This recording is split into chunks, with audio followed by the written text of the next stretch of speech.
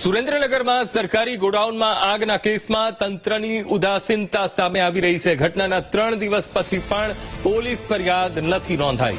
Electric line ગોડાઉનમાં ન હોવા છતાં આગ લાગી હોવાથી સવાલો ઉઠી રહ્યા છે કે આગ કેવી રીતે લાગી. ગોડાઉનમાં રાખેલી 25,000 થી વધુ મગફળીની બોરી બળીને ખાક થઈ ગઈ હતી. ગોડાઉનમાં સુરક્ષા વ્યવસ્થાના અભાવ જોવા મળ્યો હતો.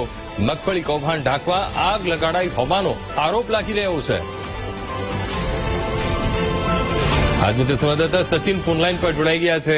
સચિન, સુરેન્દ્રનગર જિલ્લાની આ ઘટના છે અને ગોડાઉનમાં સુરક્ષા વ્યવસ્થાનો પણ અભાવ જોવા મળ્યો અને ગોડાઉનમાં આ કેસમાં તંત્ર નિષ્ક્રિયતા દાખવી રહ્યું હોય તેવા પણ આક્ષેપ લાગી રહ્યા છે. સચિન, જી, જો વાત કરવામાં આવે તો થાન તાલુકામાં ઈટરનગર વિસ્તારમાં મગફળીના ગોડાઉનમાં આગ લાગી હતી. આગને 3 દિવસ થવા છતાં પણ હજી સુધી કોઈ કાર્યવાહી કરવામાં આવી નથી.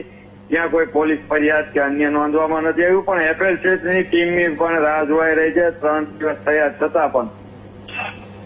જી બિલકુલ સચિન, સમગ્ર માહિતી સાથે જોડાવા બદલ આપનો આભાર.